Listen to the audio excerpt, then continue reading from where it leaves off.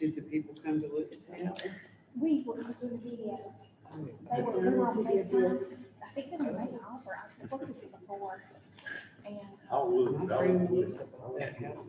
Oh, you won't be able to see anything, Just off, just that big old bunch of pictures mess. on the internet. Just like if it's holes more than you I can think ever I should have gone imagine. up there. I didn't say this to her, but you might not have bought it. You could have gone. Thank you. I'll get it back. okay, no, we did a walk around. Our people was talking and I was, Mayor. he was we were walk up, yes, and around. I'm hoping he'll come up tomorrow. Where's it located? Probably. Oh. Administrator.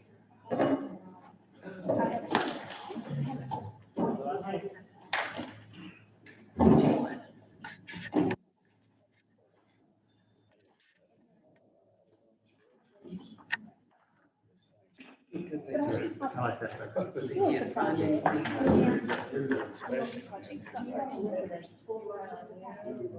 No, just a little bit. Do all the houses up there have the same color? Green and red and tan and black.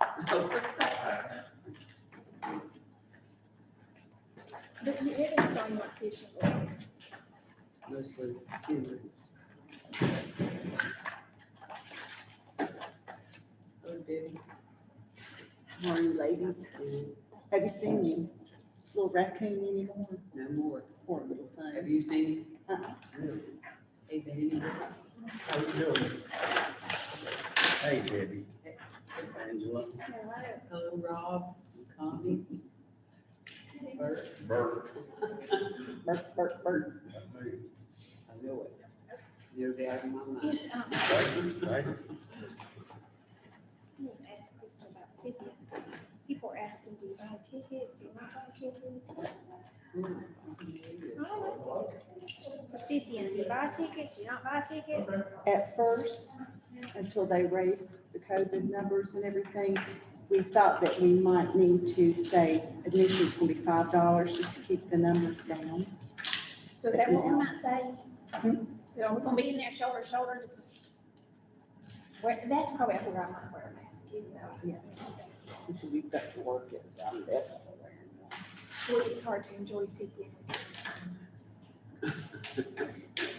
You need your kilt on. Yeah. You gotta move.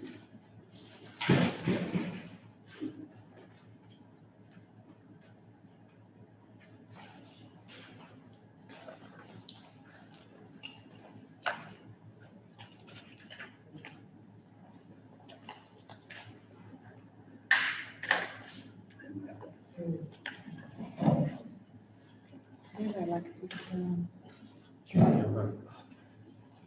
I need to say something back to that last video about, would you like to see house? Sit on the deck and sit in motorcycles and shake brakes and come like this.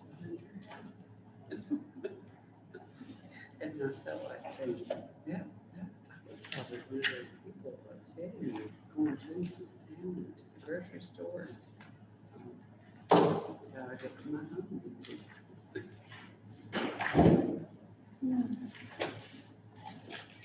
You're telling me if I could go down one of those streets. You're busting that right. Billy has that big diesel truck. And makes sense. it's screech off. Wilson, have you, we're not on, Yeah, yeah. We are. we are, You want to wait now? Maybe we should do sign language if we don't, I'll take a sign language class. Oh. That's it. I've had a rough day.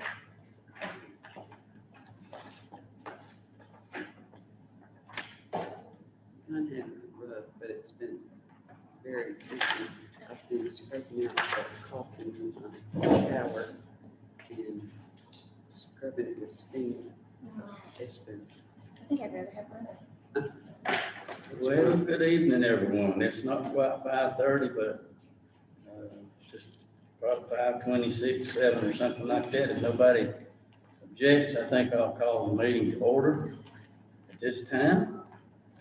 And if you Would please stand, I'm gonna lead us in the invocation, and I'm gonna ask Chief Thornburg, if he would, lead us in the pledge. Let us pray. Our kind and loving Heavenly Father, Lord, we come to you just as humbly as we know how. Thanking you, God, for this day. Thank you, Lord, for the health and strength that you bless us with from day to day, and for giving us the opportunity to be able to come out and take part in this meeting as the public servants to the citizens of the town of North Wilkesboro, and do the due diligence that will be acceptable to them and to us and to you. Go with us now through the remainder of the meeting. Forgive us our faults and failures. We ask that you would bless those that are in the need of your healing touch, that may be in the hospitals, rest homes, wherever it may be. Just be with them and comfort them and their families. And ask all this in Christ Jesus' holy name. Amen. Raise the flag, please. Allegiance to the flag of the United States of America and to the republic for which it stands, one nation, under God, indivisible, with liberty and justice for all. Thank you. Please be seated. Okay.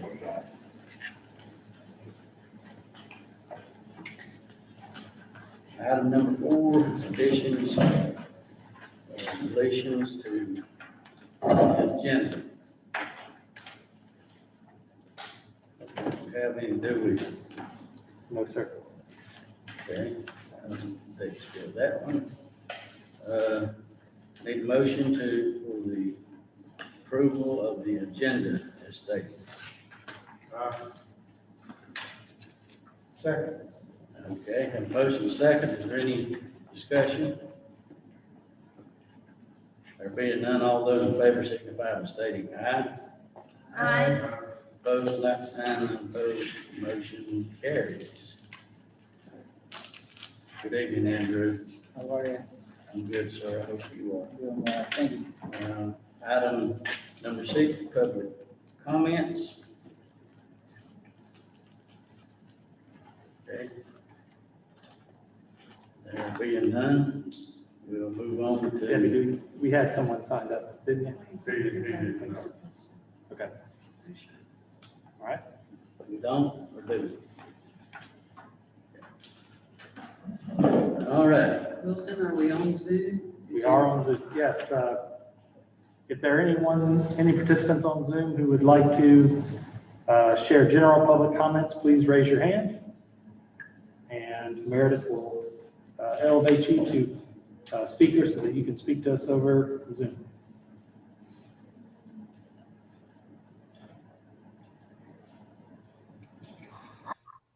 You on? Yep. I'm on Zoom. I'm Elisa. Go ahead. I'm on Zoom. I'm Elisa. Can you hear me? Yes, ma'am. Well, I can't hardly hear you either. That's why I'm asking you to speak up. We can hear you. Is this a little better? I can barely hear you guys. Speak up. We can hear you loud and clear, so the floor is yours. I don't need the floor. I just want to hear what you guys are going to say. I am involved in the traffic issues. I'm sure all of you know me well from my emails. I'm just trying to hear what you're saying, and I can't. Speak up. Ms. Phillips, when we get to that part of the presentation, I'll be sure to speak directly into the mic so that you can hear us. Thank you. Okay. Moving right along. Mr. Mayor, I make a motion, we accept the consent agenda items as stated in the agenda. Thank you. I have a motion. I need a second, please. I'll second that. Thank you, Angela. Is there any other discussion? There being none, all those in favor signify by stating aye. Opposed, like sign, none opposed, motion carries. Thank you. Okay, let's see. Town manager and town attorney's report. Yes, sir. I have a report I'd like to give on the state of our traffic calming work. I've promised this report over the last few weeks, and now I've actually got some news to deliver. Staff has been doing quite a bit of work in the traffic calming arena over the last month or so.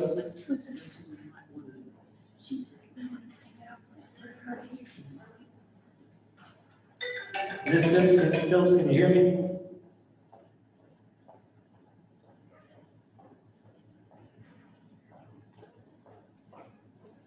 If you can hear me, give a thumbs up, press the thumbs up on your screen.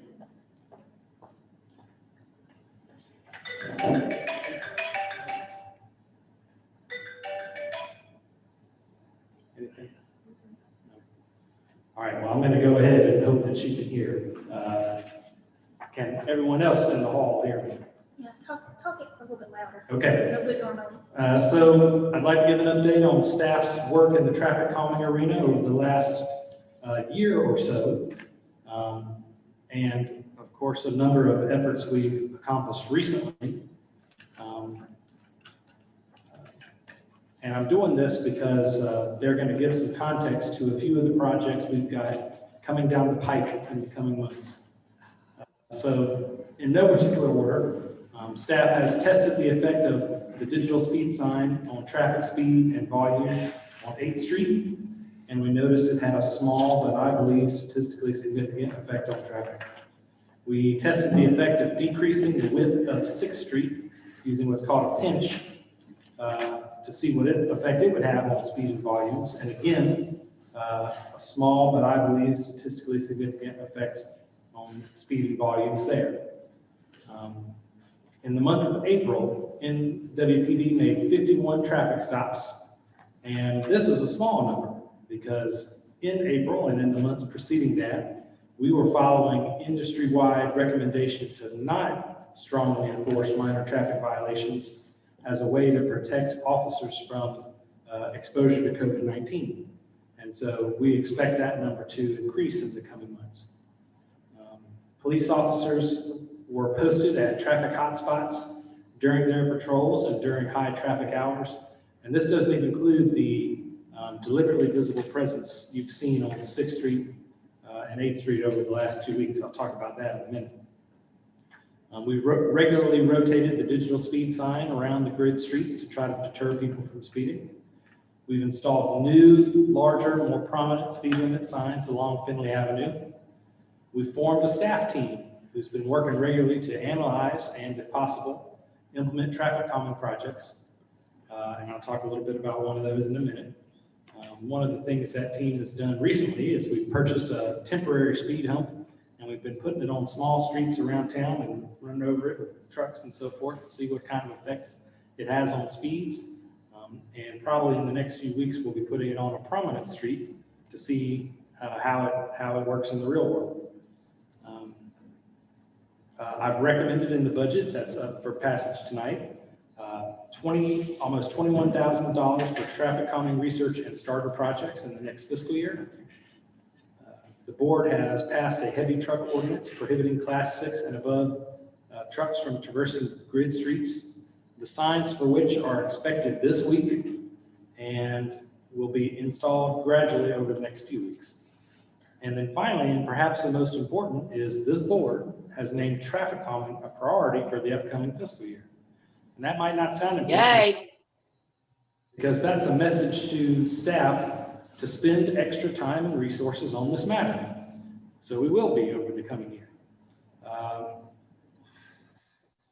We've immediately started to undertake the following projects. And so here's the big news for tonight.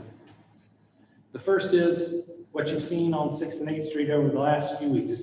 This summer, we're going to have an enhanced enforcement presence using a number of enforcement tools that we haven't really used before to try to educate drivers on the grid streets about the speed limits there, and also to be a deterrent, to maybe deter people from even taking those grid streets when they could take 2nd Street instead. The police department and I are working on that plan now. And once we get done with it, I'll share parts of it with you. There are parts that I want to keep to ourselves because we don't want people to know where we're going to be every day because then they could just drive around. But the stuff that won't jeopardize the effectiveness of the operation, I'll share with you here shortly when it's done. The second thing is, and if Meredith could pull this up on the map, staff have decided, and we're getting quotes from contractors to reconfigure with paint the alignment of this intersection here. And it's essentially the alignment of Henshaw, 6th, and what's the side street there? I can't see. It's kind of that funky 5-way intersection at the top of 6th Street. We think that this will have an impact not only on speeds going down 6th Street, but just on the safety of this intersection in general. Because if you're coming up 6th Street, if you're coming north on 6th Street, and there's someone coming south on 6th Street / Mast Street, stopped at that difficult stop sign where you roll back some before you get going, that motorist going north on 6th Street, it's hard to tell what they're going to do. They can bear right and go down Mass Street, or they can go left and go down Henshaw Street. And if they don't signal, it's hard for the motorists coming south to know what's going to happen. And there's been quite a few close calls there. The other impact we think that having the reconfiguring this intersection will have, and essentially what we're going to do is with paint, and by realigning the double yellow lines there, square off the Henshaw intersection so that you can't go around the curb unimpeded. Because we think that people carry a lot of speed off of Henshaw Street onto 6th Street that then just gets accelerated, pardon the pun, when they start going down the hill on 6th Street. And so by squaring off this intersection, it'll be a 3-way stop. Folks traveling southbound on Henshaw will have to come to a complete stop and make a 90-degree right turn before they get on 6th Street. And we think that will have the effect not only of making that, but forcing motorists to scrub off their speed before they start heading down the hill on 6th Street. So we're getting quotes from that now, but we don't think it's going to be prohibitively expensive. And as long as the quotes are reasonable, we'll move forward with that. The second part of that project will be to move the center line on 6th Street to the east by about 2 feet, and to paint a 5-foot wide biking lane on the southbound lane of 6th Street. And this will serve 2 purposes. 1, it'll make that street much more accommodating to cyclists. And 2, it will narrow the lanes. And as we discovered in our experiment last year, narrowing the lanes causes drivers to subconsciously slow down just a bit, and should have an effect on the speed of motorists going down 6th Street. So between those 2 physical reconfigurations of 6th Street, we think that it'll have, it might not solve the problem, but we think that it will be part of the solution to making 6th Street slower and less voluminous in terms of traffic. So that's the other project that I wanted to announce today. I don't have a timeline yet on when it'll be done, other than to say it'll probably be done this summer. But more specifically than that, I can't tell you. I'll be happy to share that with you when I have it. And then the final project I wanted to bring up tonight, and this isn't so much a project as it is a heads up on a policy discussion that I'll bring to the board. And that is the North Carolina Governor's Highway Safety Program funds efforts to reduce speeds in municipal limits. And they do that in a couple ways, but I think the way that would probably be the most appropriate for us is to fund overtime for police. So get some grant money from the state to pay our police overtime so that they can sit out there and enforce traffic laws. The reason why this is going to require a policy discussion is because it requires a local match. The local match is very reasonable in the first year, 15%. I think we could afford that. But in the second year, it goes up to 30%, and in the third year, 50%. And so because it has that financial requirement, that financial commitment, I want to make sure that the board agrees to move forward and that this is not an administrative decision. So I'll bring that to you here in the coming months. it won't, even come to pass until the next budget cycle. So, we're still a year off from getting this money, even if we win it, choose to apply and win it. But I think it'd be a way to up our enforcement without being so much of a burden on our own budget. So those are the three things I wanted to announce today. A summertime traffic enforcement plan, which if you've driven on 6th and 8th Street, you've already seen in action. Reconfiguring the intersection at the top of 6th Street with the intention of making that intersection safer for motorists, but also decreasing speeds and volumes on 6th Street. And then finally, a policy discussion over the summer about the appropriateness of applying for a Governor's Highway Safety Program grant. So that's my presentation. I'll be happy to hear any questions from the board. Wilson, I think that's a great idea that you have for the intersection of 6th Street and Henshaw. For 36 years, I've used those roads to get to and from my home. Many times I thought you have to be from here to understand how that intersection works. And I think that'll make it safer. And it's a sensible answer. And appreciate the time you put into traffic control. You and the town staff have clearly made a commitment. Thank you. I'm proud of us. We've done a lot behind the scenes that many people don't know about. But I'd like to make the statement that the staff, our town staff in North Wilkesboro has worked diligently on this over, I guess, the past year. Have we not been working on this at least a year? Yes, ma'am. And I'm going to applaud what they've done. It's not easy to change the mindset of a traveler in a car who repeatedly goes the same way every day.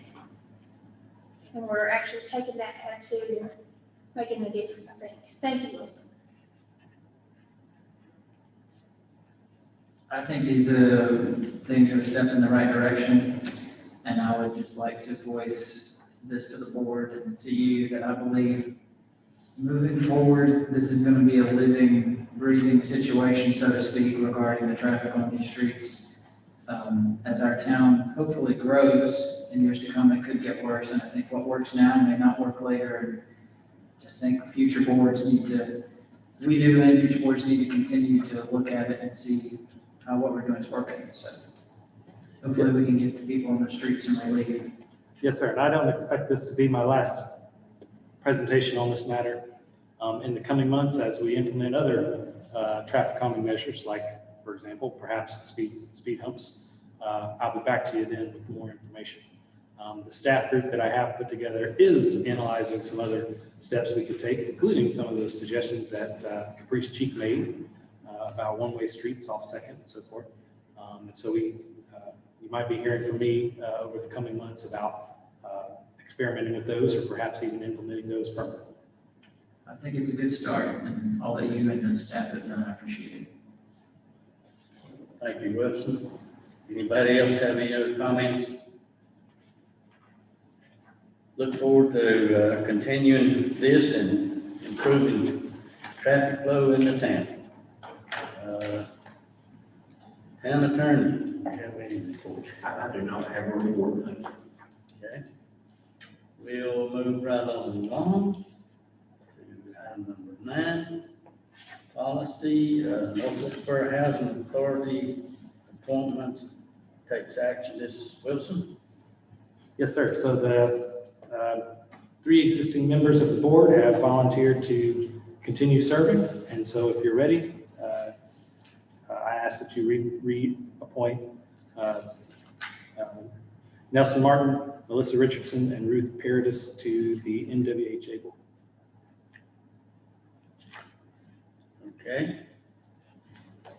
I need a motion for that to be approved, please. Or does anybody have any other person or persons?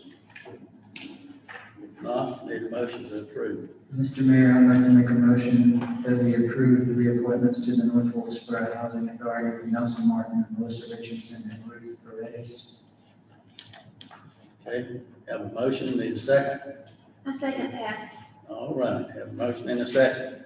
Are there any other questions or comments? If not, all those in favor signify by stating aye.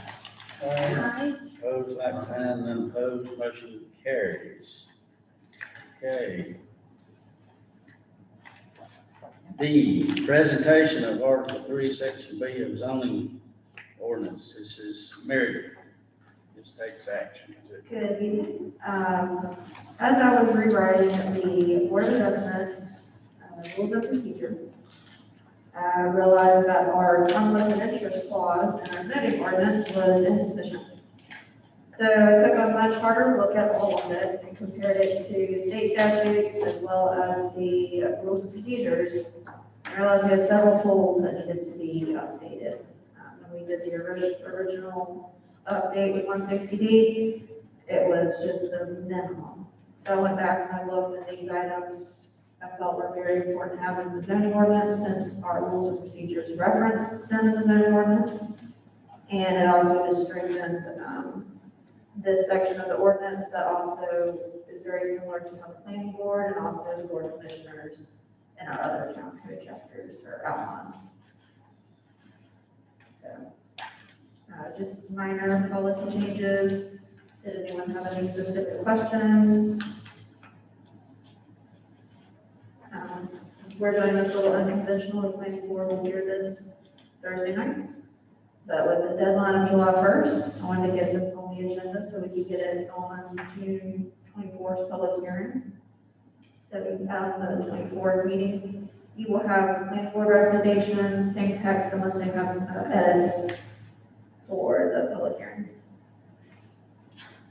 And so tonight you need us to call for a public hearing? Yes. Okay.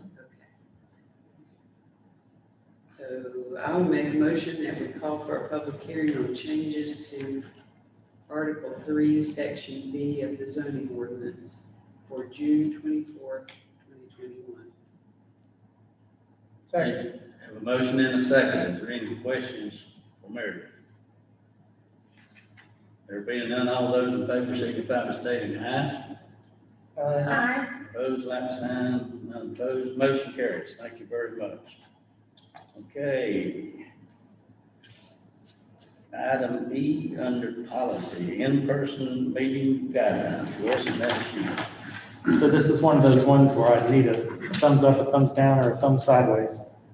But at our last meeting, Commissioner Parsons inquired about the possibility of holding our July in-person meetings back at Town Hall.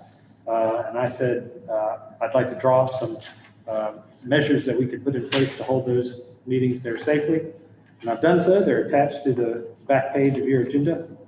I'll read them out for the good of the viewing audience. The first is, meetings shall at a minimum abide by limitations on the size of gatherings and other provisions included in North Carolina Executive Order.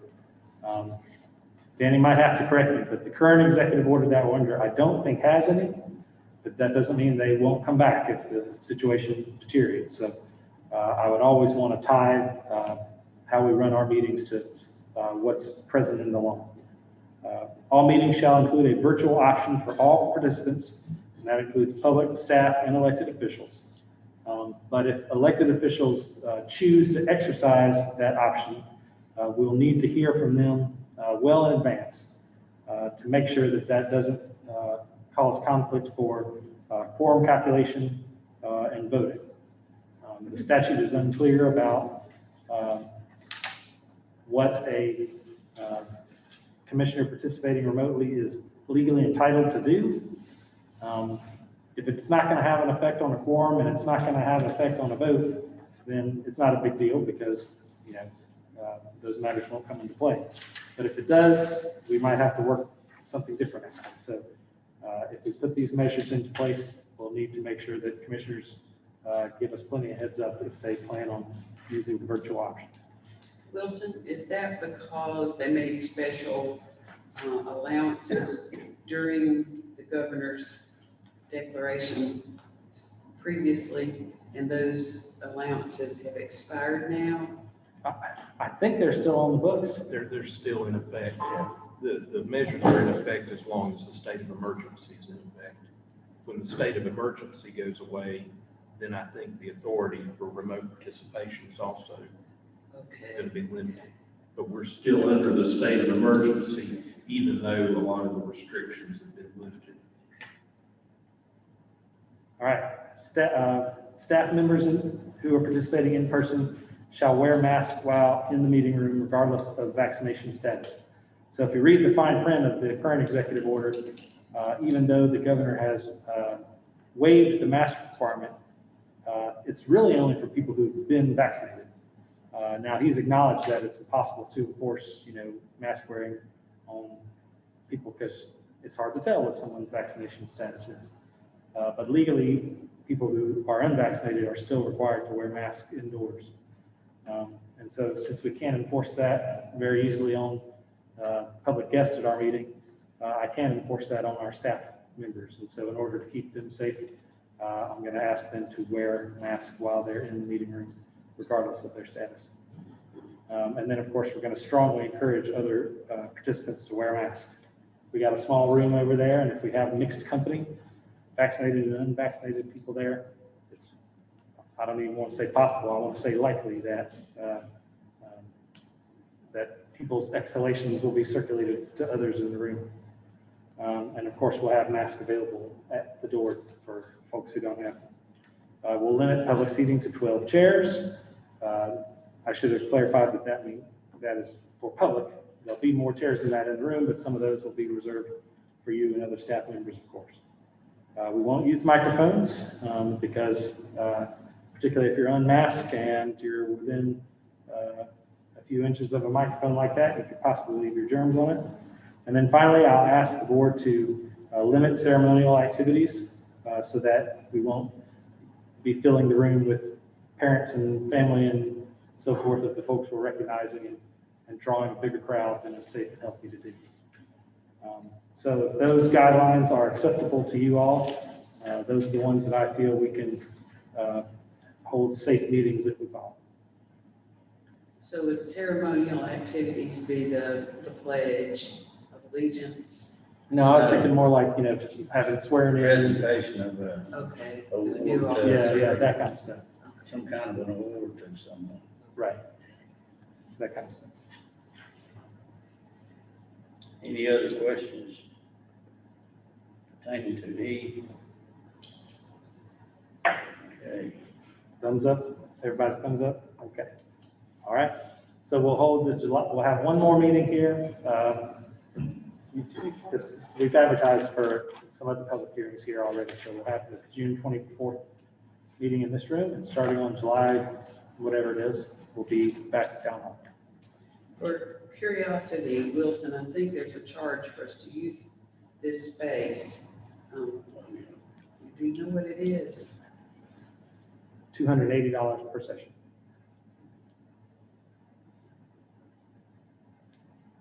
Thank you. Any other questions?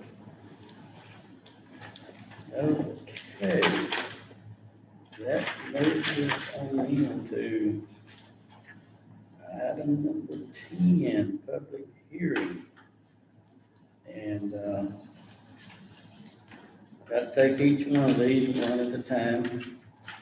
Public hearing on changes to Town Code, Chapter 16 subdivision. That is Meredith, that's you. Good evening again. Well, I now declare us into a public hearing. Perfect. This is, we reviewed this chapter a few times. I believe it was back in the beginning of May and April. There are, so we reviewed this chapter a few times. I think it was the end of April and the beginning of May. There is a minor edit with who reviews a variance for subdivisions. Through like 3 different references, 160D requires variances for the subdivision, and this is what was highlighted in gray. Those have to go before the Superior Court.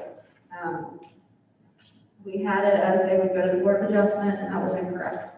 So that was the only change since the May meeting when we reviewed this. There's only 2 policy choices in here that staff found was essentially it added an additional burden to the town. That was if we have oversized pipes that we would incur those costs versus the subdivider. And then the other one was if there is an argument about the cost of property, if you're like going to do a park or any other kind of property for use, that you would do multiple land appraisers would come in and do an appraisal, and we could just use the tax record since it is vacant land, there's no building on it. So those were the only two policy choices that really changed. Everything else was mandatory 160B updates. So, did anybody have any questions? Any questions?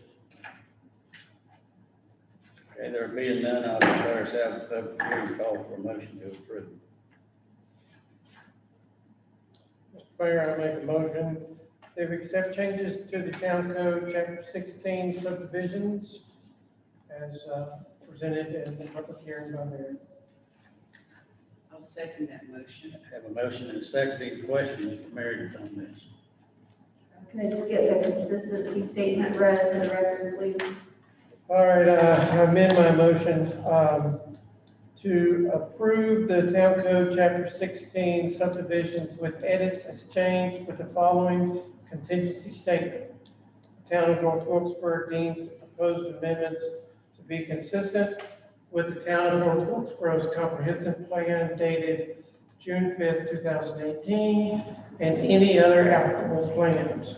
The proposed amendments are supportive of the following plan's purposes: establish the legal foundation for zoning and subdivision changes, guide further land use related regulations, and provide predictability for private sector development. The proposed zoning amendment is reasonable and in the public's interest because it supports the comprehensive plan. Okay. I need a second to that. Second. Okay, have a motion and a second. Are there any other questions about this to Meredith before we vote?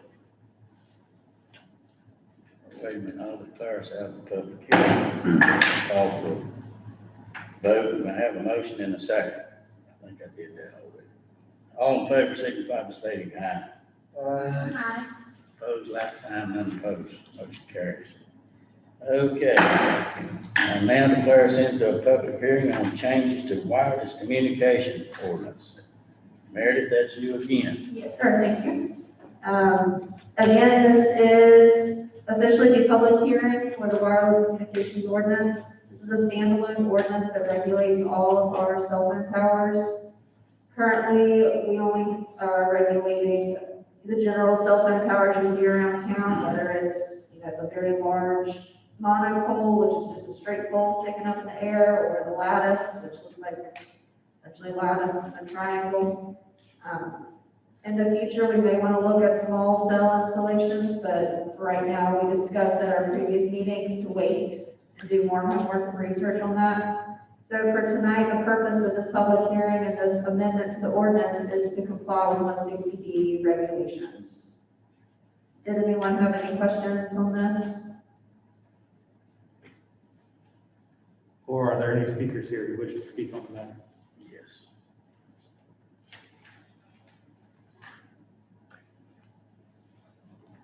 Okay.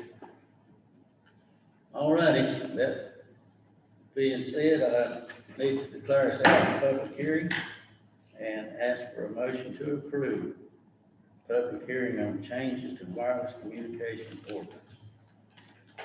Mayor, I'll make a motion that we adopt the changes to chapter 13 of the 16 of the town code, wireless communication ordinance, and approve the town's wireless communication ordinance edits as changed with the following consistency statement.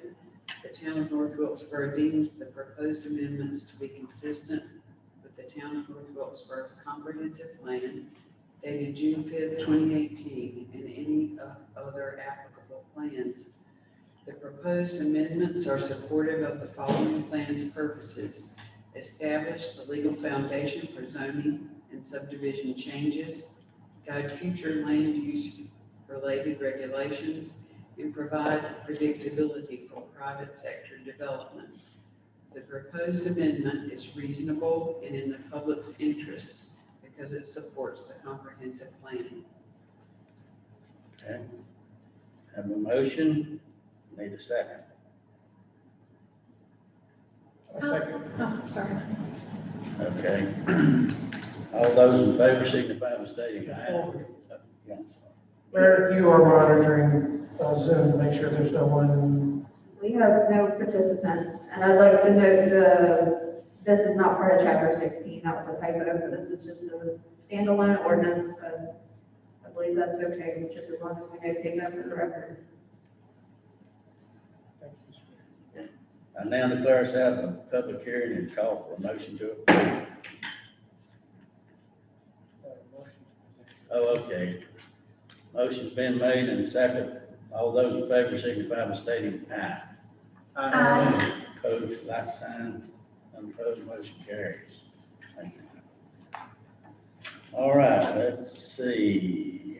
Takes care of. Number 8, public hearing on change to Town Code Chapter 2, Article 2, Board of Commissioners takes action, and Wilson, that's.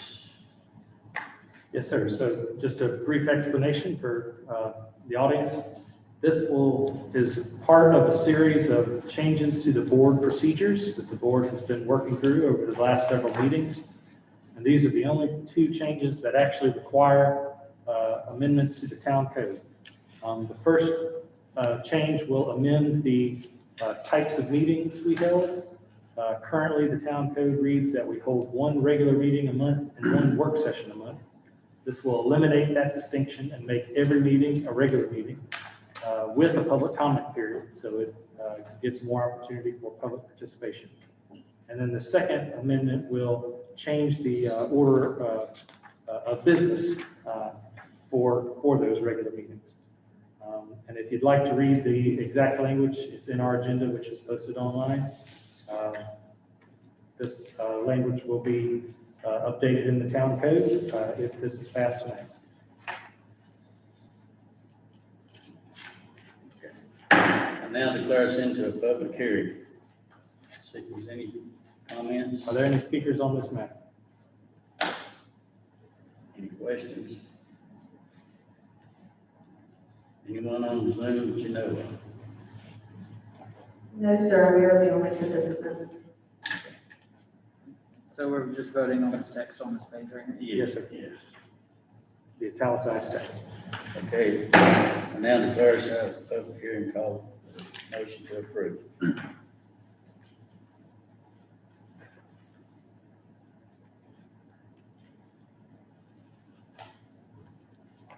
Mayor, I make a motion, we approve changes to chapter 2, section 7 and 11 of the town code updating meeting practices. Okay, have a motion.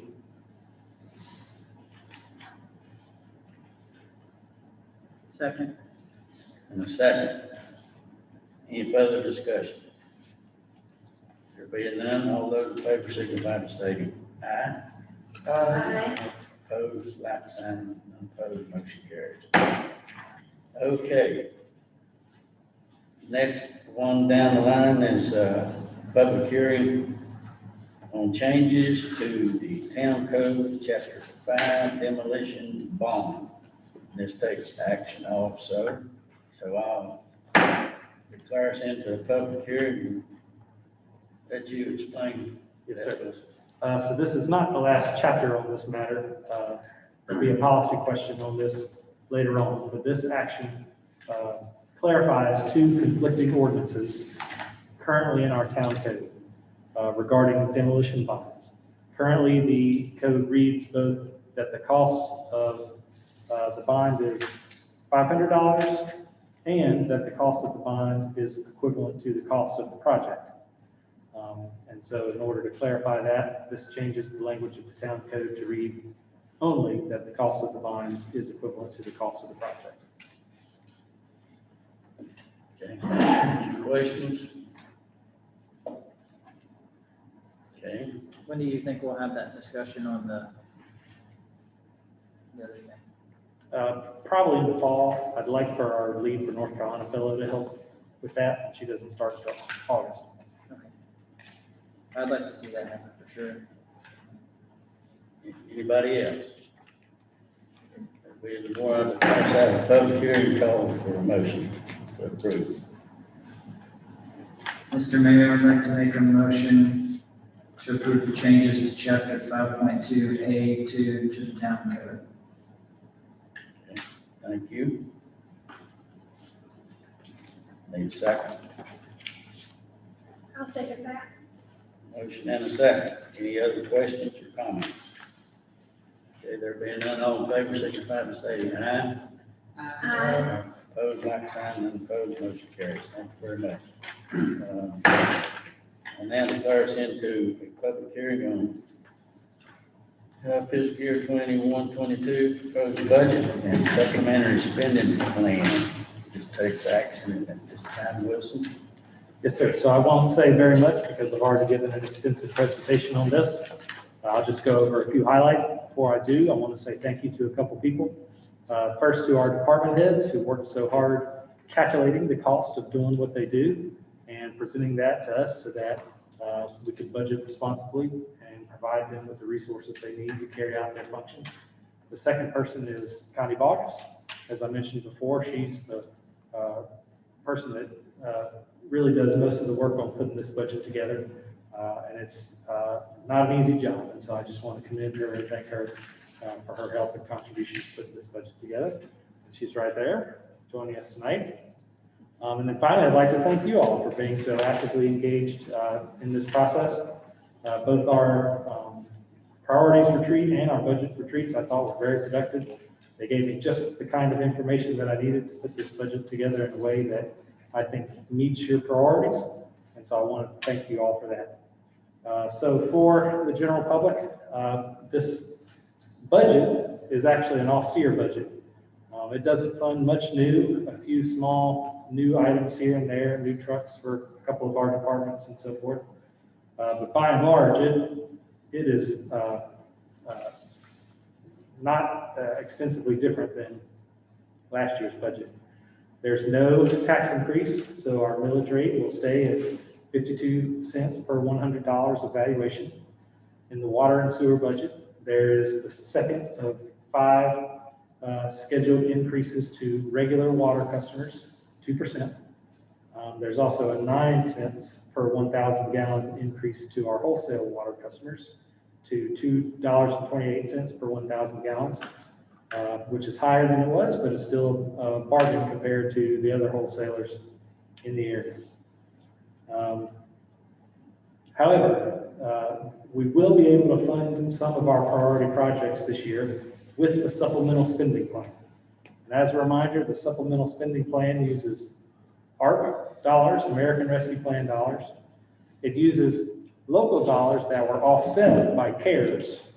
So we're not actually using the CARES dollars. We use those for eligible expenses like PPE and so forth. But we're using the money that we saved to fund other things. From the sale of properties, we sold the Elks Lodge, 910 Main Street, and an old garbage truck this year, and netted about $280,000 between the sale of those 3 properties. And the use of money that we've been holding in reserve for the last few years as we built our fund balance back up. Now that it's at a healthy level, we feel comfortable using some of those reserve dollars to fund priority projects. So between the 2 plans, the ordinary budget and the supplemental spending plan, I feel like we've got a good spending plan to accomplish some of your priority projects over the coming year. And if there are any folks in the audience who would like to speak about the budget and supplemental spending plan proposal, please do so.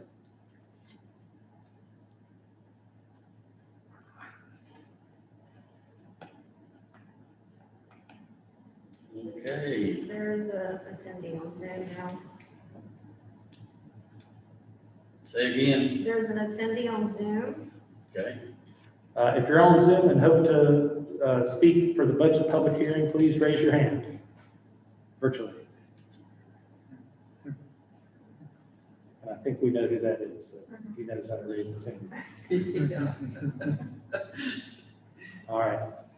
Hearing none. Anybody in the audience? Okay.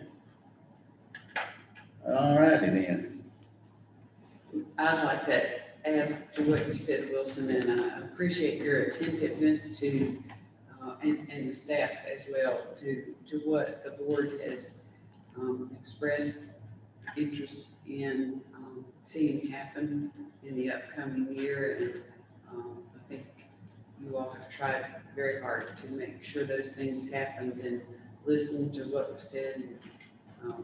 Thank you very much to all of you. Anybody else? So I have one more comment after the vote. You have another comment, did you say? I'd like to share it after the vote statement. Oh, okay.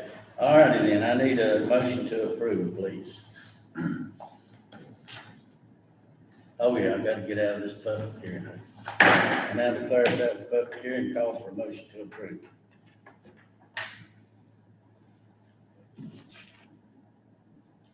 Don't everybody speak. Oh, I make a motion to approve.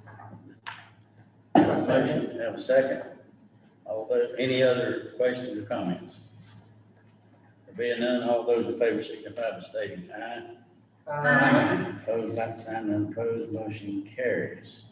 Okay, Mayor, my comment was this. So the ARP funds were actually timely because with all the new expenses, we probably would have had to use some of our fund balance this year were it not for the ARP funds. And that wouldn't have been that big a deal because we're back up to a level where we're reasonably safe, but you still want to try to avoid using that if you can. With that said, the reason why we would have had to use that was because our investment income has fallen during the pandemic as interest rates have been lowered to keep the economy going. But for the first time since the pandemic began, there's starting to be signals out of Washington that inflation is starting to occur and the economy is getting overheated.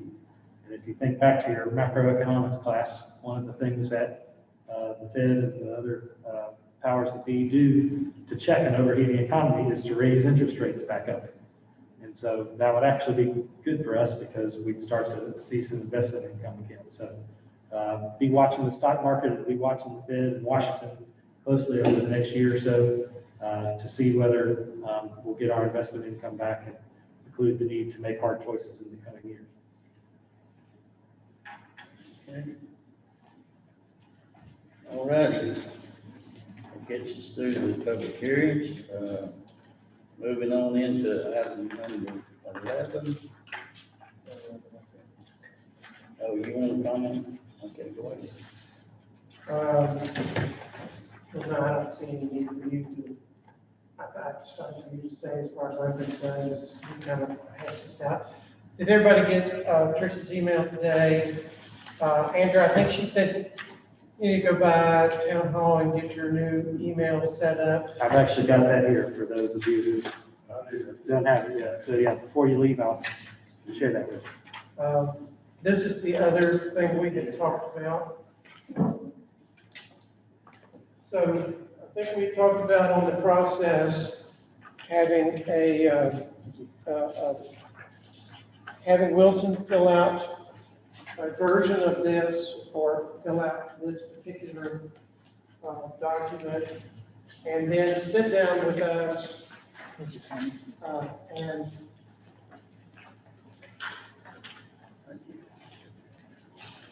sit down with us and present this first one to us, the one that I just handed you out, where he lists his initiatives and goals and how he felt that he had accomplished those, what were some of his key accomplishments during the year that he wants to share with us.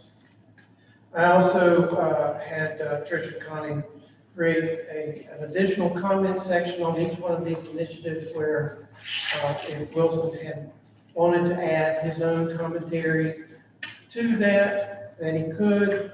And then also I left the point that afterwards, if we wish to make our own comments in private, And what I mean by private, why we're doing our separate evaluations, you know, that you could make notations in that area. So it's basically just, you know, if Wilson has 6 of these pages, then he has 6. If he has 10, he has 10. If he has 2, he has 2. So it's just basically what he wants to present to us as a, here's how I think I'm doing my job. And Wilson, I would actually, based on the timeline, if there's any way that you could possibly present that at the first meeting in July, this information here. And then the form that Trish sent out today, and Andrew, I'll get that, that's my thought. I've been sending it to you all day and I've just been covered up. Okay. So, I'm not seeing it in my emails. It's, but anyway, that's the one that has the parts about, you know, the specific characteristics and things that, you know, like, I'm gonna pull it up, but anyway, it's that we fill out, and then, possibly by the work session in July, at the end of that meeting, go into closed session, and we have our papers that we can talk amongst ourselves to reach a kind of a consensus basis, but all of the information that is on that, and we wrote it out so that there was not only the 3-point evaluation scale, but there's also under each one of those sections is a comment section which Commissioner may choose to further expound upon how those things, and each of our individual copies, they can either probably go to Trish or they could go back to Wilson, but anyway, he'll have access to those so that he can see each individual's thing. But basically, at the end, though, I would like to have that one document that kind of is, you know, a consensus of the board that, you know, this is how we as a group feel. And so that's just kind of my thoughts. It includes a lot of the thoughts that Andrew presented, and it includes, I think some of this portion here happens to be what you are doing currently with your department heads, correct? Yes, sir. So I think you're well aware of what you hope is in these from your department heads, so that you would have an idea of what you could present to us. And so I'm just kind of throwing this on the floor, and if somebody wants to be different or change or whatever, but I just thought it would be a way for us to have a consistent plan and a timeline for us to operate in, and we could go from there. So that's what I got to say about that. So do we just look over this and then give it a thumbs up at the next meeting, or? No, actually, I think if we're gonna do this, well, I mean, we do have the end of June meeting, but I thought that if we kind of like the way this was going, so that Wilson would have almost a month's time to prepare his thoughts, because I didn't want to pile too much on him too quickly. So if this was the way we were going to go, if we could, because I don't think we need an official vote on this, correct? Not on establishing the process. It might require a vote. I'd have to look.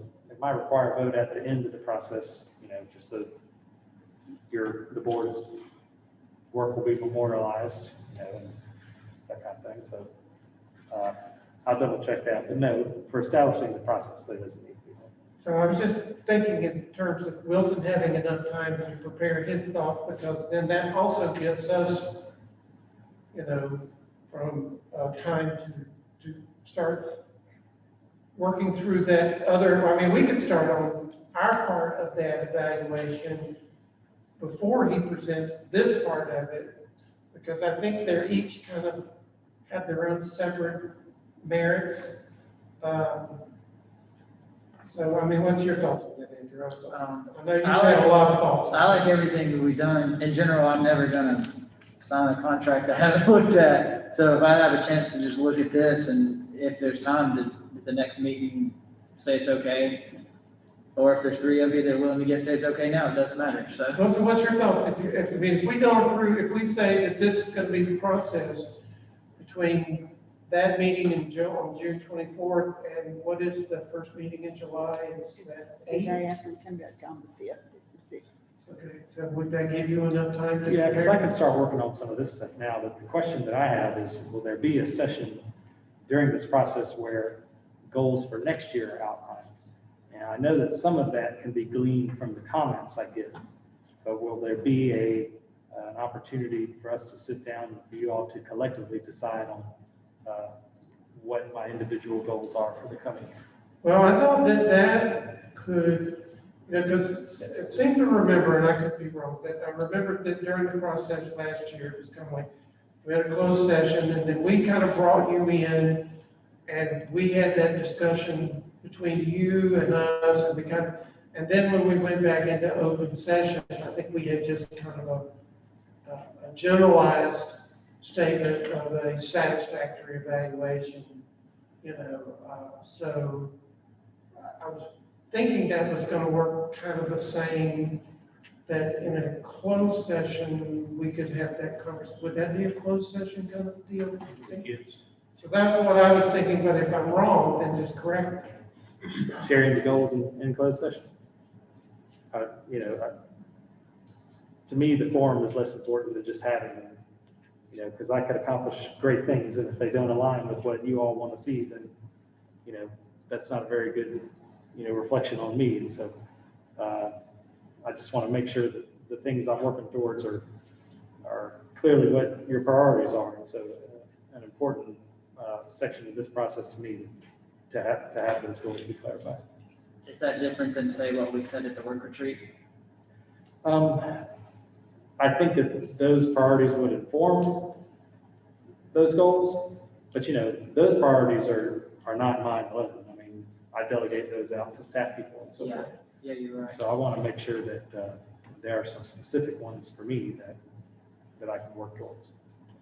Well, I'm just thinking and talking at the same time, so this may not be real cohesive, but it seems that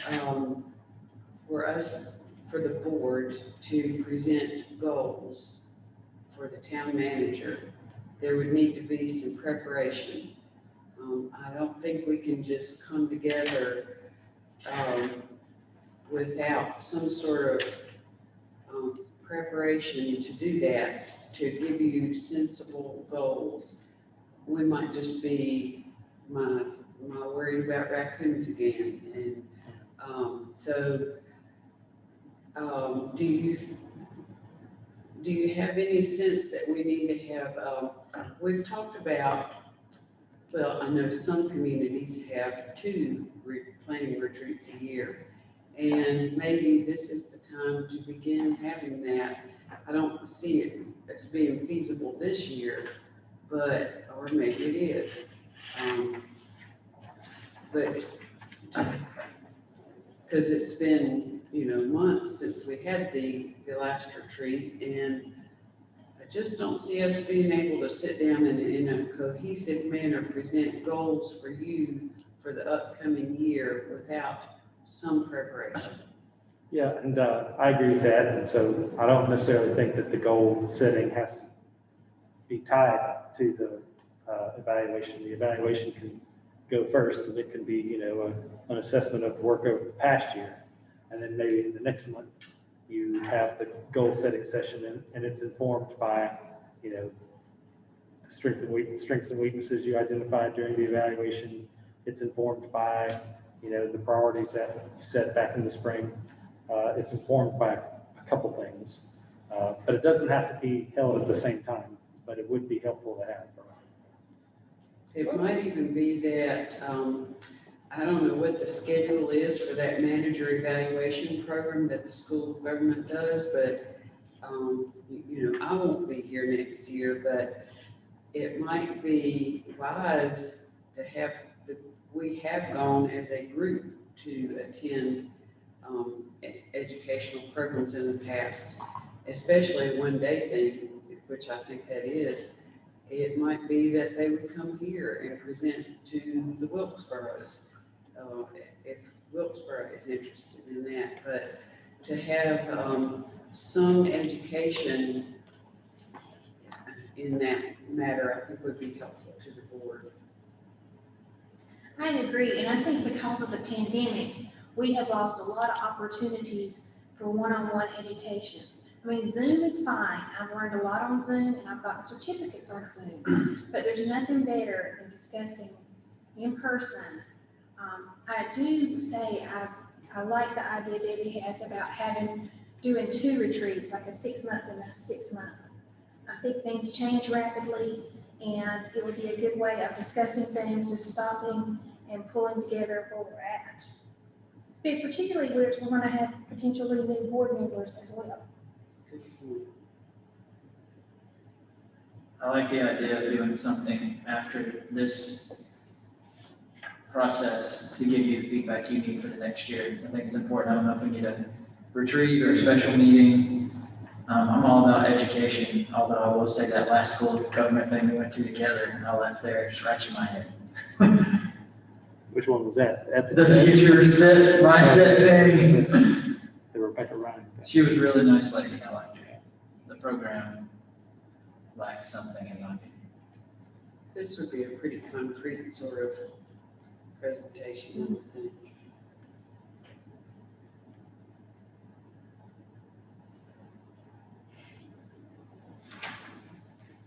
Maybe y'all could, you and Debbie could remember, everybody else is like me, might be forgotten, but to remind the board, maybe in March or April, maybe y'all could have looked at the schedule on that, evaluating managers. I know they send things to us all the time, but if we don't have a common goal and somebody organizing us, then it's hard to get that kind of show on the road. And it could even be in the fall. It doesn't have to be in the spring that the board goes. Yes, ma'am, we'll check it out. My only other comment on this is this process being that we're trying to do something new is like, let's pay attention to what works about it and what doesn't. You know, if there's something we need to take out or streamline or make it easier or better, probably be smart. I think it's going to be a step up from what we did last year, but I'm a little bit like, I hope this works smoothly, you know. So, anyway. So what do we do about the timeline? All I was trying to do is everybody kind of, this is where we're kind of going. You know, it's, because I think August is the deadline for your evaluation, correct? So I mean, Yes, sir. we have 3 meetings in order to make this happen. And so, you know, and I don't want it to have to be due the next day after deciding that we're going to do it. Yeah. Well, Commissioner, I could say this, you know, if it makes Commissioner Palmer more comfortable, I'm okay with waiting. I'll start working on this anyway, because even if this is changed here at the end of the month, the work I put into doing this would help no matter what. So no matter what the form is, the work I'll do over the next several weeks will. So are we still good with the first meeting in July and the second meeting in July? Start and have it wrapped up by the end of July so that it's done and over with? I mean, are we okay with that timeline? Yeah, I'm 100% on board with everything we talked about. I just want to, even if I just had an hour to look through that, just to say, okay, you know, as a general rule, I just like to look at it, but I'm on board with it. Yeah, I don't want to hold it up. And if there's 3 people tonight that are ready to just go ahead anyway, that'll get it done too. I'm just. Well, Wilson's already said he's good with waiting, so, you know, because if there's something else that needs to be added, then yeah, that'll give us a couple of weeks to get it added and tweaked. Because, you know, we did kind of, you know, so, and it'll also give you an opportunity to look at the piece that you didn't get from Trish. That's what I'm saying, the one that she just handed me. That's the school of government's piece. We had, No, that's not, it's kind of a hybrid of Andrew's, thing that I presented last meeting. And those are the dimensions from ICMA, right? The ICMA document. Yeah, has that in there? Okay. Yeah, I just want to look over it and just make sure like Yeah. that it makes sense. It had the two things that we dropped out of it, which was staffing and supervision. Yeah, We did drop those two items were dropped out of it.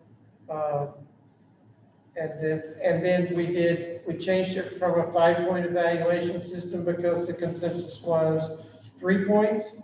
And then the other thing is adding where each one of those sections, a comment section was actually added for anyone that wished to, like I said, expound upon their thoughts. so basically, we're taking the school of government's Peg's reflection on how she talked with Andrew.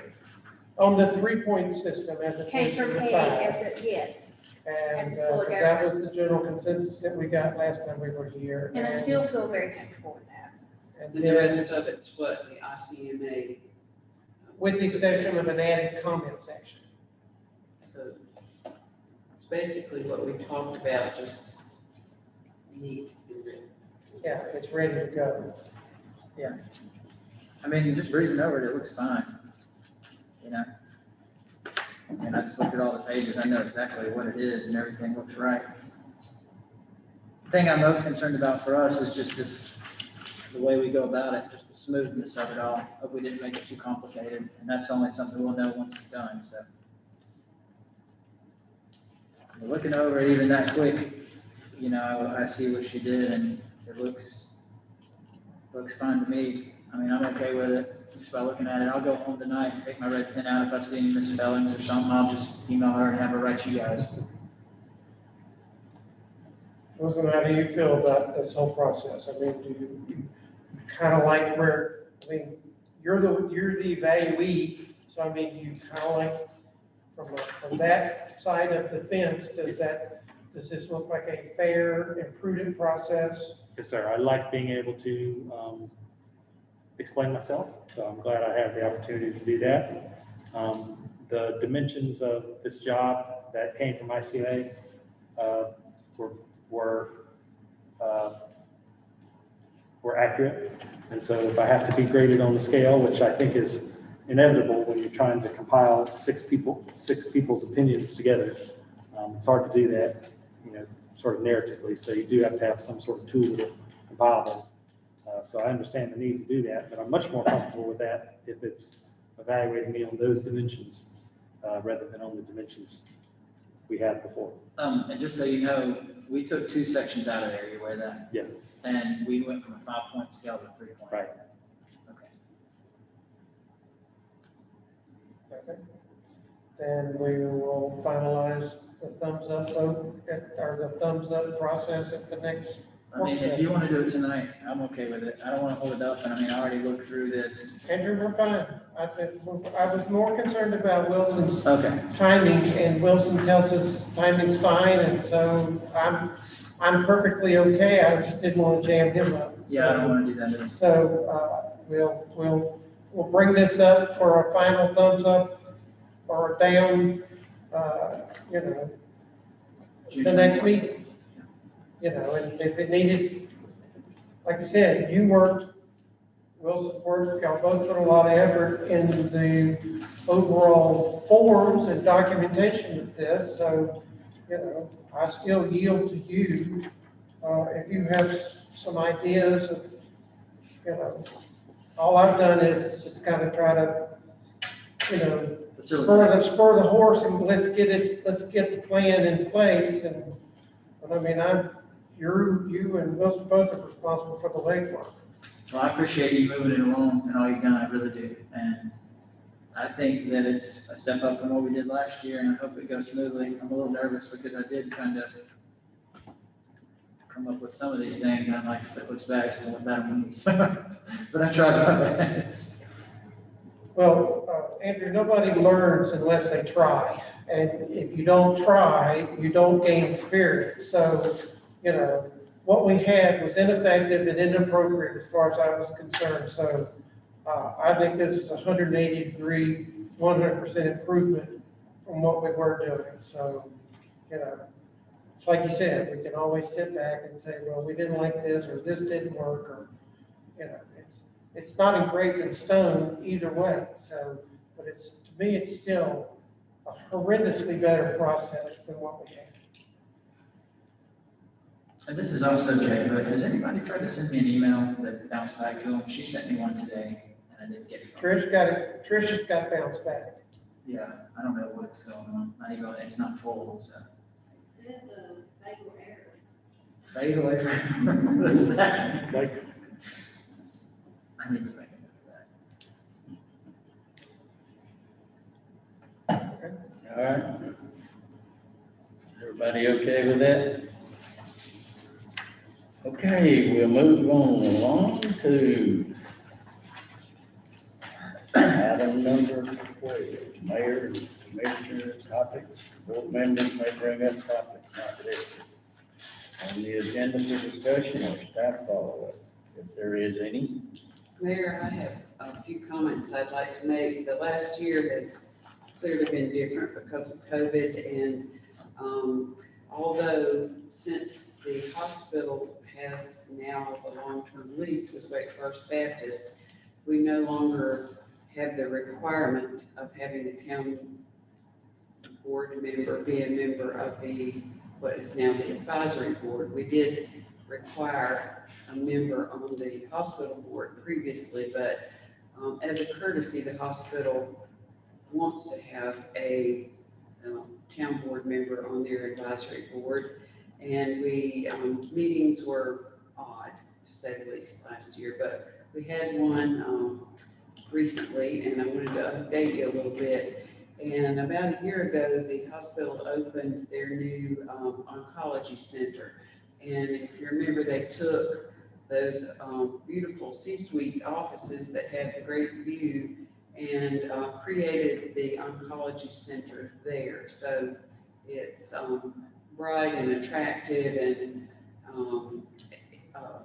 we have a full-time oncologist at the hospital, and that's new to Wilkes. And he spoke at this last meeting, and he was a real impressive guy. He said the patient load is increasing so rapidly that probably by this time next year, they will need a second full-time oncologist.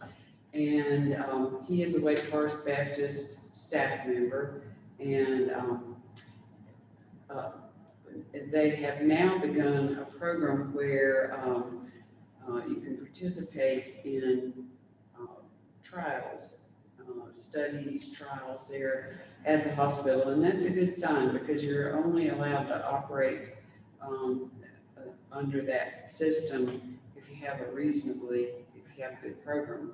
And it's in the patient's best interest to be able to participate in those trials. And one of the things he said that I really liked, and I think you may get this, they try to see everybody within 24 hours of diagnosis. It may be 48 if there's a weekend involved. They try to videotape every first visit with the oncologist. He said, once you hear that something about you or someone you care about triggers the word cancer, we need to check this out. This was quoted from him. He said, it messes with people's heads, and we want to get them in as quickly as possible and develop a plan or give them a plan of care at that first visit. And they videotape it because people are just generally so rattled. You may not remember everything accurately. So I was impressed with the thoughtfulness that I saw or heard from him. And then the other issue that was of interest, you all know that Atrium and Wake Forest Baptist are merging. some people call it a buyout. It's not a buyout, it is a merger. And Atrium brings a lot of money to the table because they have deep pockets, and Wake Forest Baptist has a great medical school. And so Charlotte wants and needs a medical school, and they have a lot of opportunity for training down there. So they say that one medical school has 2 campuses now. And little to nothing will change for our hospital. The same people will be looking after day-to-day matters that have been looking after it.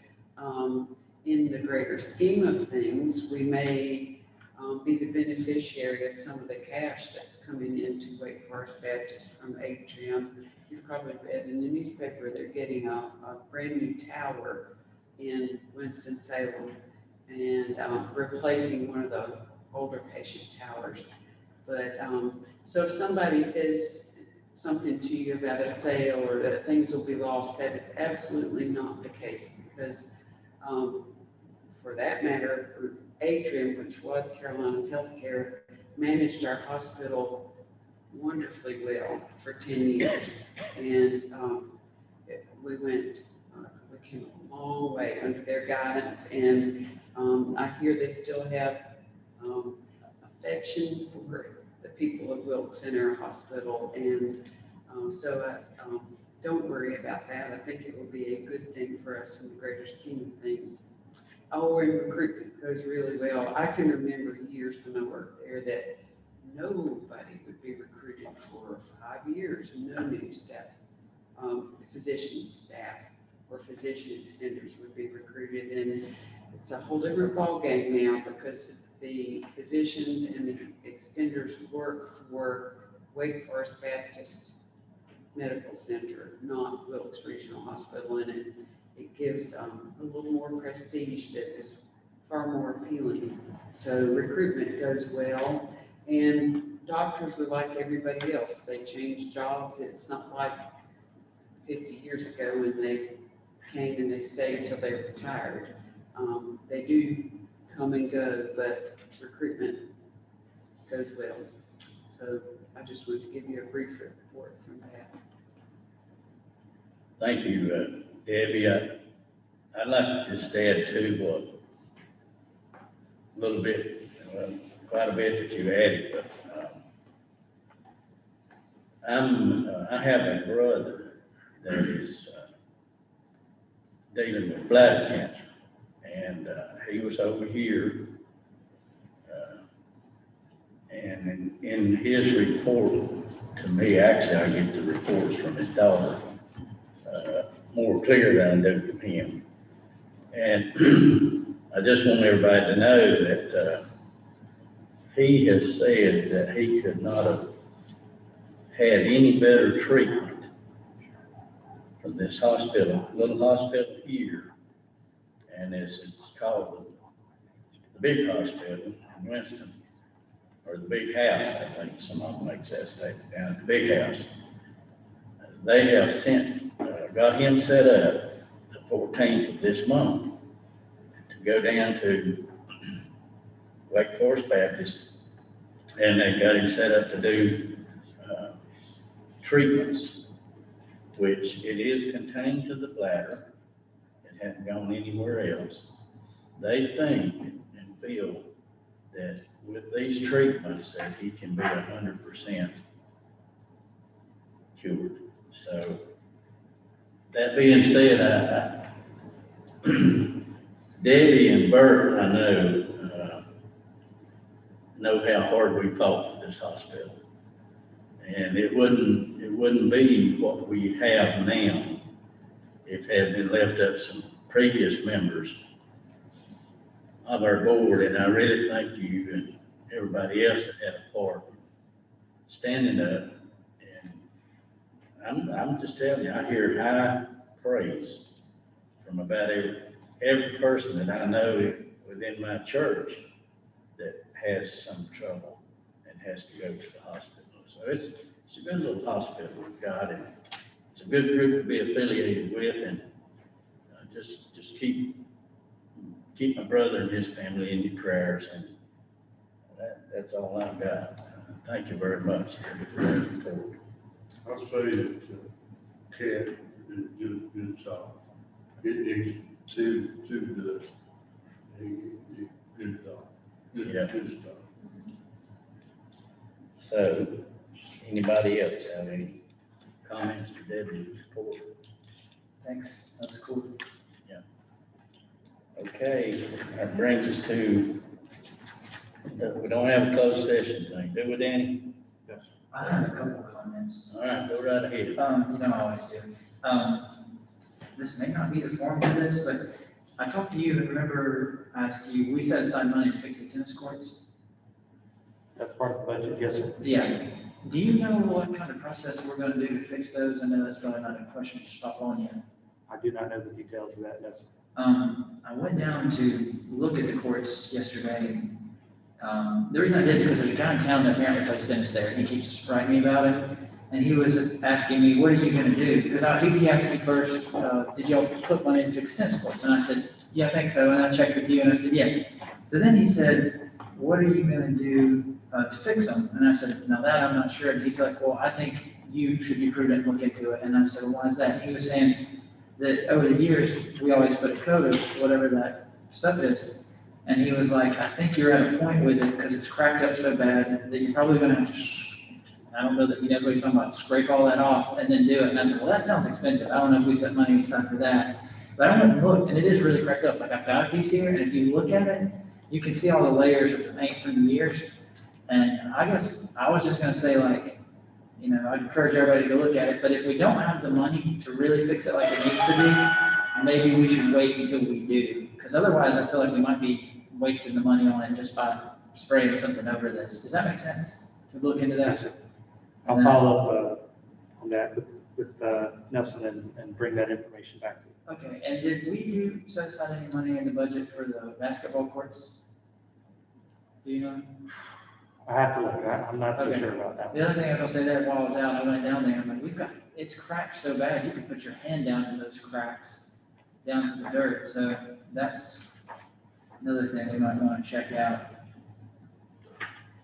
And then, my other comment's kind of more broad, and I was waiting until Meredith has all this stuff done with the, 160D stuff, but one thing that I would like for the board to be kind of thinking about, and I don't know how to go about it, I'm kind of naive on this, but I just want to make sure that our commercial zoning is not so prohibitive that we are missing out on things. I'm not saying that it is, but I would like to kind of review that or something. I don't know if I'm saying these words right. And the same thing with like the residential stuff when it comes to development, you know, we talked about that a bit. Did I say that properly? Particularly with the commercial stuff and most. Yes, I'm running into sign issues right now with businesses trying to get proper signage for their buildings, so it is something we should look at. For instance, I always say, this is not saying this is true, but I have people come to me a lot and say, you know, it's a lot easier to get a permit because of the way the zoning is, and Wilkesboro is less restrictive on businesses. And I was asking Meredith, you know, is there any truth to that? And, because I don't know. And do you have any thoughts on something like that? Just. I don't know Wilkesboro's zoning in and out. I know, I did look up, they have a lot less uses and definitions, which is what regulates. So there's a lot more interpretation versus, you know, look at this page, interpret it this way, it's defined this way. Ours is more rigid with that aspect. I have seen that. Well, I guess my point to the board is if anybody sees where I'm kind of coming from with this and had any desire to discuss it, it'd be something I'd like to see on the agenda in the future. For example, somebody reached out to me about wanting to maybe put a karate gym downtown. They're having to go through the process, and I just, because it's not allowed now, but I just want to make sure that we don't have any obstacles that are keeping somebody from not choosing North Wilkesboro. I'm not saying that we do, I don't know. But I think it's really important particularly our situation as a town where, particularly downtown, we do have a lot of empty buildings. If it were totally packed, then I would say maybe be more restricted, but that's something that I'm interested in the future, if anybody would want to discuss that on the agenda. Commissioner, back a year ago when the 160D started, I kind of saw that as an opportunity to review not just the technical elements of our code, but sort of the substance of the code as well. When we got deeper into the project, we realized that it was too cumbersome to allow us to do that at the same time. But I do plan on bringing a couple of our town codes back to you all for reconsideration here in the future. And we'll start with the subdivision ordinance because the annexation and the requests from Mr. Vaughn and others, their questions about density, I think will best be answered in the subdivision ordinance. But once we get through that one, we can review the downtown category, the general business category, and see if there are things we can do in there to induce development. Also, I've heard, and you guys maybe will mention this, but in the past that maybe we were working on the plan with Wilkesboro as far as some sort of unified code or something like that. Does anybody know if that happened? Yeah, that went us about like a lead balloon. Yeah. I was on that group. We've met several times, and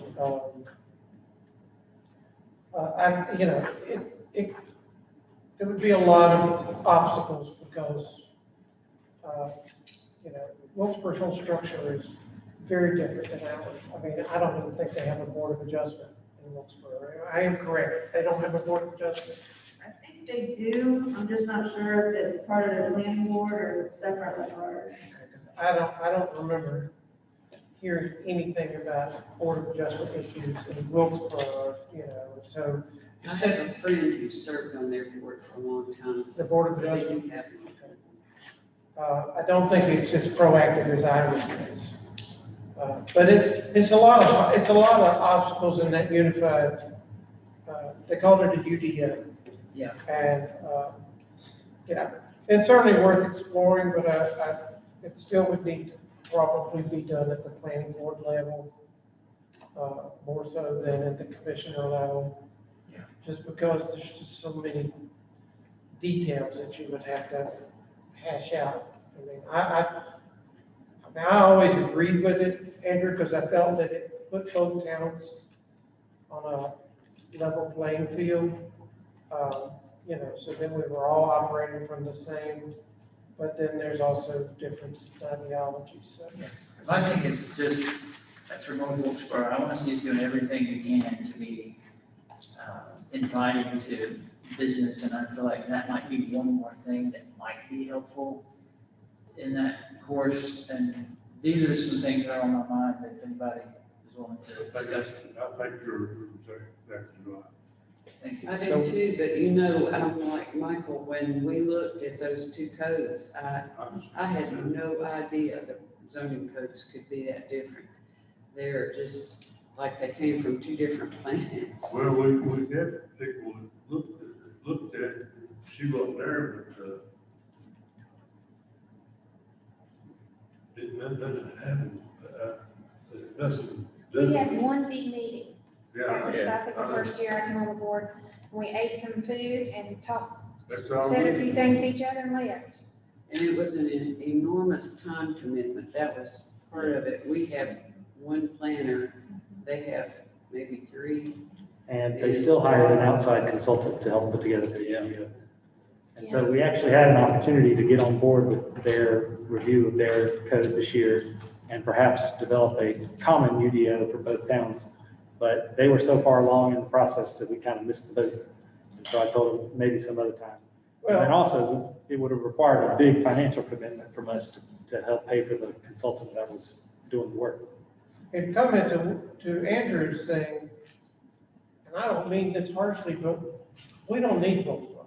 I mean, we can look at being business friendly without giving away the farm or copying someone else's plans, because I've mentioned to Meredith a couple of things that are on my plate ever since I was on the planning board, and I'm not gonna go into it now, but, it is definitely, there are definitely some things that we can do that could loosen the reins on some things in this town without inviting.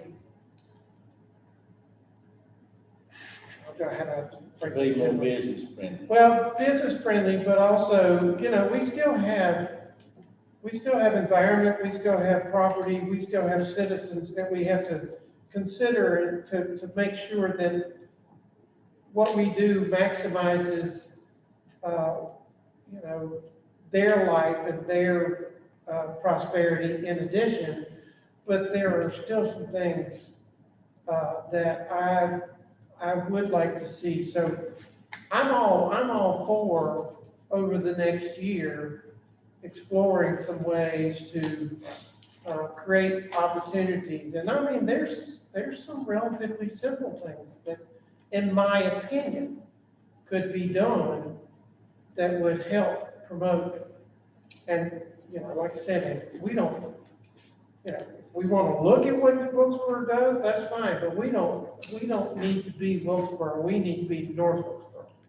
No, I understand that. I'm talking, I guess I brought up two issues. One is we need to be business friendly. I think the biggest thing that we need to do to help the people of North Wilkesboro is to do things that bring in businesses and jobs and those things. And I think that looking at this might help with that in an indirect way.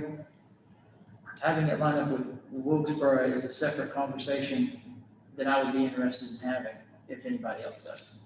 I would also be interested in having a conversation. I've talked to several board members of the town of Wilkesboro who reach out and are willing to work together. We just have to find that sweet spot where it benefits both of us equally and we can both contribute fairly.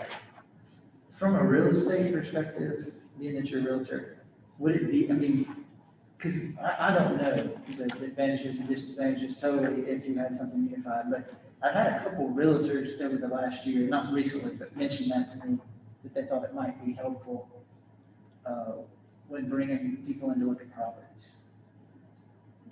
Like for development or bringing a business in. So like if you have one area, this whole area, you're gonna have the same or similar or common zoning versus, oh, well, over here would be this way and here would be that way. Would that be helpful? Well, definitely continuity across the board would be helpful. Now, we have reached out on both sides and never met that goal to work together. I'm here to say I have reached my hands out to multiple people in Wilkesboro and still think there is a need to work together. And I don't think we need to take that lightly. I am a believer that the two towns together can benefit each other. It doesn't mean that our board has to change or their board has to change. But our mentality about how we work together as boards need to change. Well, I don't disagree with that, Angela. I'm just saying, if we can reach that point, because that thing that I went to last week that you asked me to go to, that was all about, rural county development and all of the new programs that are potentially happening from the state. And, I said it when we were having open comments and, because I have a business in North Wilkesboro, I don't cater to just North Wilkesboro clientele. I cater to all of Wilkes County. And, I have never thought that it's a us against them mentality. I've never thought that. Because what benefits one benefits all, whether it's in the county or whether it's in Rhonda or the two towns. If it's good for one, it's good for all. My comment was mainly is that, we can still make decisions on our own that benefit us on the playing field. And if it works out that it becomes kind of a unified or cohesive plan for both entities, great, but I don't want to wait.